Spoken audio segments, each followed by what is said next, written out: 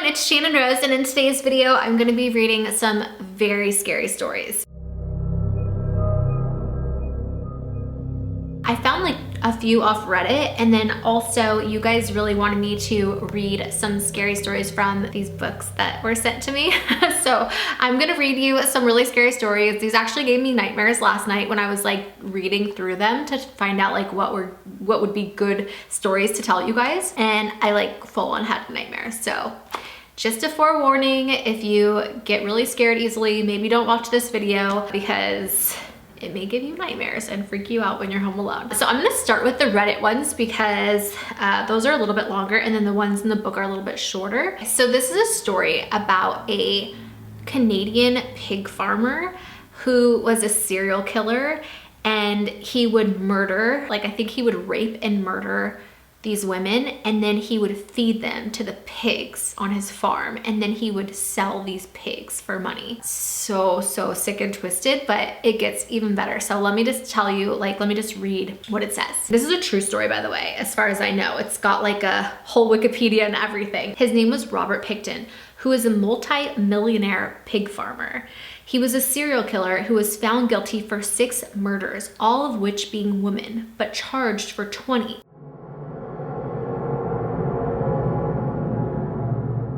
He would pick up drug-addicted women from Vancouver's downtown east side drug homeless area. After murdering these women, he would dispose of the bodies by feeding them to the pigs on his farm. Oh my God. Then sell these pigs to a slaughterhouse as if it were normal business. When he was in prison, he boasted to his cellmate, who was an undercover cop, that he had killed 49 women and wanted to kill one more just to make it 50. On Reddit or whatever, it gives you like a link where you could like click on it. And so I went on to like Wikipedia and just put in his name because I was like, wait, is this like an actual true story? So I put in his name, Robert Pickton, and it actually came up on Wikipedia. He was a Canadian serial killer convicted in 2007 of second-degree murders of 6 women.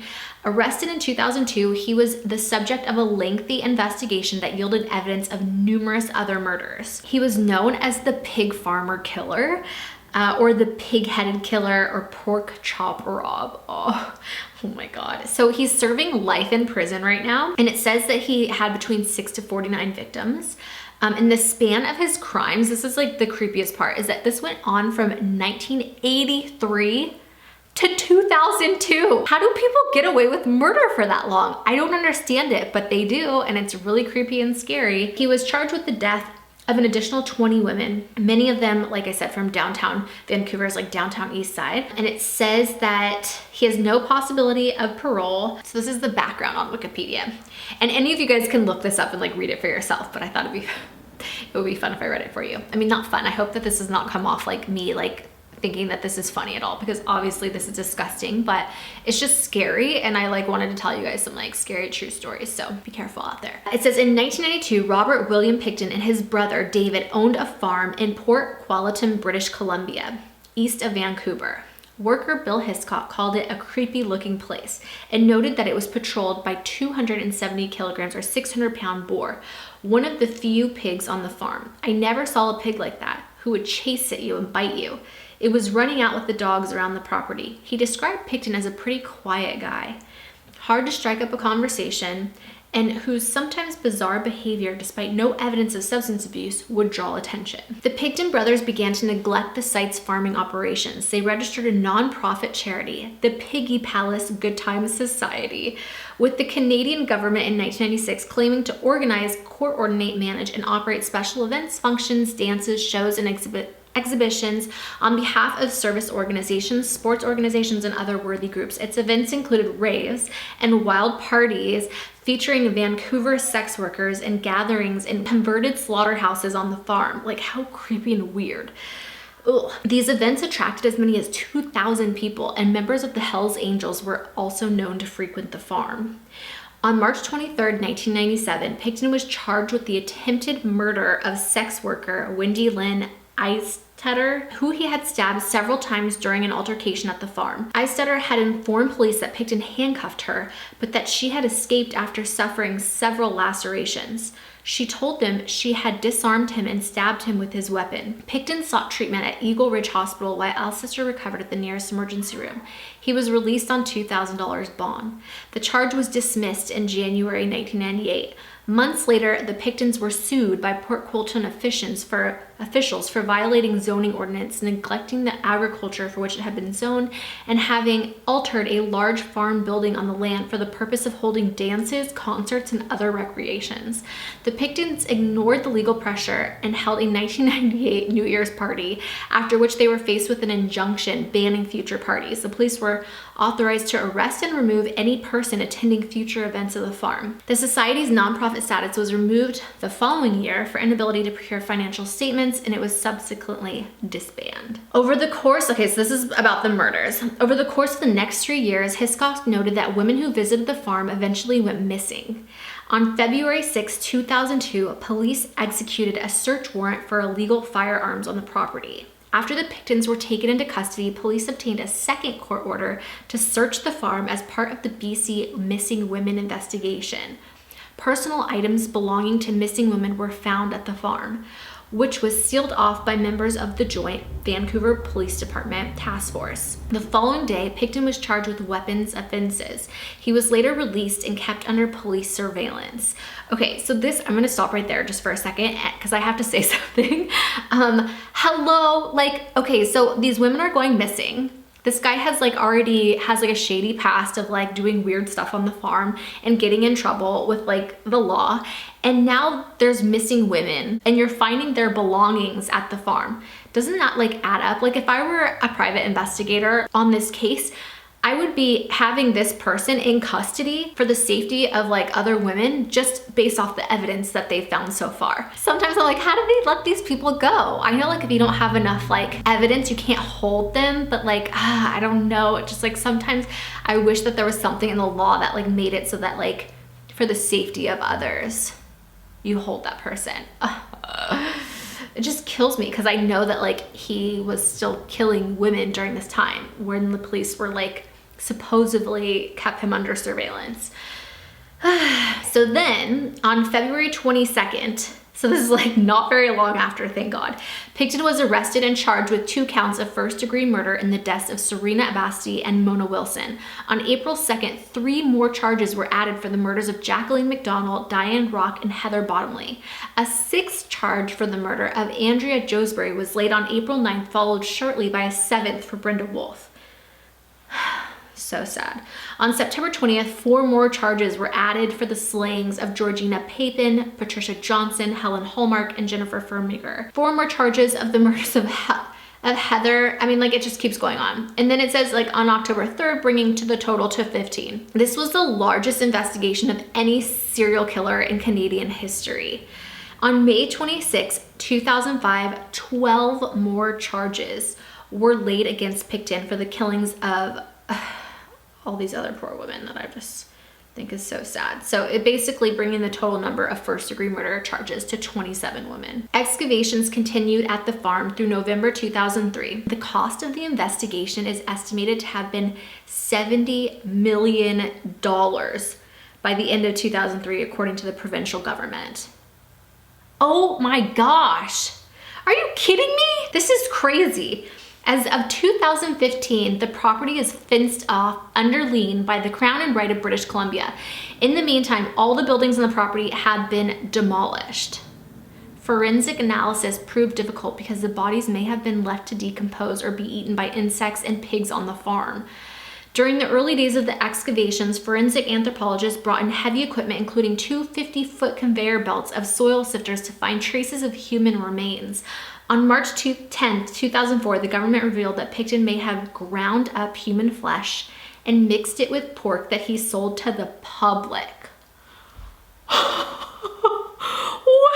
Sold to the public. Oh my God, gross. Another claim was made that he fed the bodies directly to the pigs.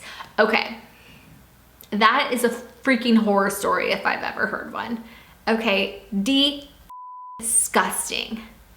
Oh, I'm so glad I'm vegan and I don't eat pigs. Okay, here's another creepy one from Reddit.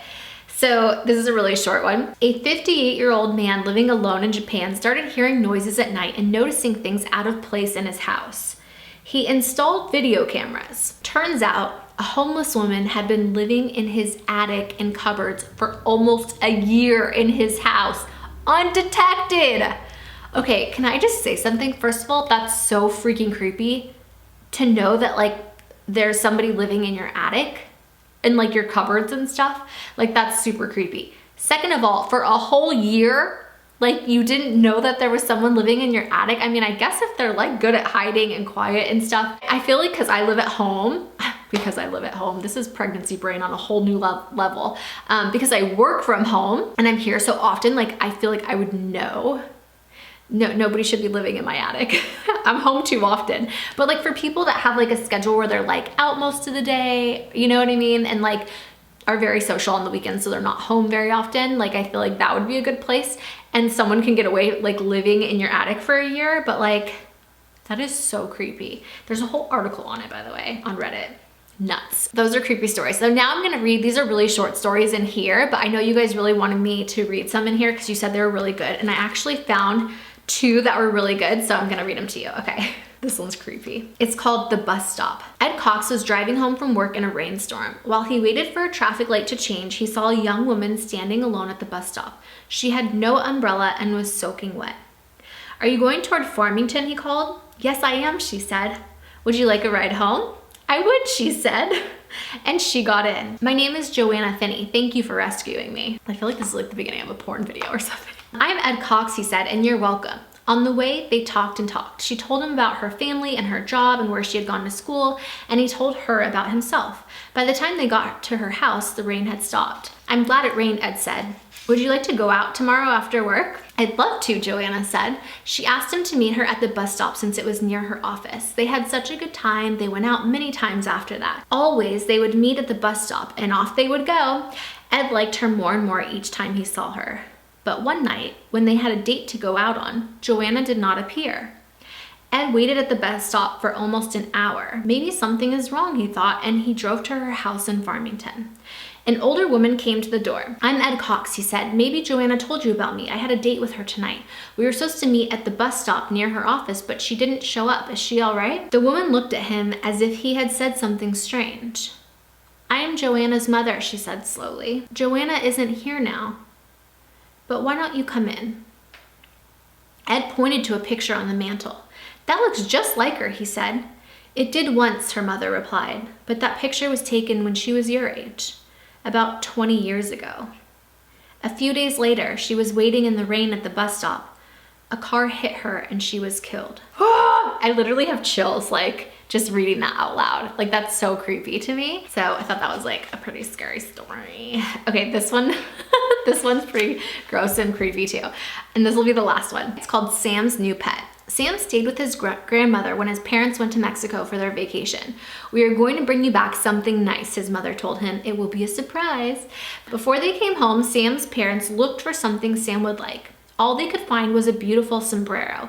It cost too much. But that afternoon, while they were eating their lunch in a park, they decided to buy the sombrero after all. Sam's father threw what was left of their sandwiches to some stray dogs, and they walked back to the marketplace. One of the animals followed them. It was a small gray creature with short hair, short legs, and a long tail. Wherever they went, it went. "Isn't he cute?" Sam's mother said. "He must be one of those Mexican hairless dogs. Sam would love him. He's probably somebody's pet," Sam's father said. They asked several people if they knew who its owners were, but no one did. They just smiled and shrugged their shoulders. Finally, Sam's mother said, "Maybe he's just a stray. Let's take him home with us. We can give him a good home and Sam will love him." It's against the law to take a pet across the border, but Sam's parents hid the animal in a box and no one saw it. When they got home, they showed it to Sam. "He's a pretty small dog," said Sam. "He's a Mexican dog," his father said. "I'm not sure what kind. I think it's called a Mexican hairless." Sounds so racist. "We'll find out. But he's nice, isn't he?" They gave the pet some dog food. Then they washed it and brushed it and combed its fur. That night, it slept on Sam's bed. When Sam awakened the next morning, his pet was still there. I would hope so. "Mother," he called, "the dog has a cold." The animal's eyes were running and there was something white around its mouth. Later that morning, Sam's mother took it to a veterinarian. "Where did you get him?" the vet asked. "In Mexico," she said. "We think he's a Mexican hairless." "I was going to ask you about that. He's not a hairless," the vet said. "He's not even a dog. He's a sewer rat, and he has rabies." Oh my God, could you imagine? I could die. Okay, anyway, I hope that you guys enjoyed some of these scary stories. If you did, be sure to give the video a thumbs up. Also, if you like videos like this and you want me to tell some more like creepy, scary stories, let me know down in the comments below and give the video a thumbs up so I know you guys like it. That way I can make more for you. Anyway, I hope that you guys all have an amazing day. I'm sending you all my love and all my positive energy, and I hope to see you in my next video.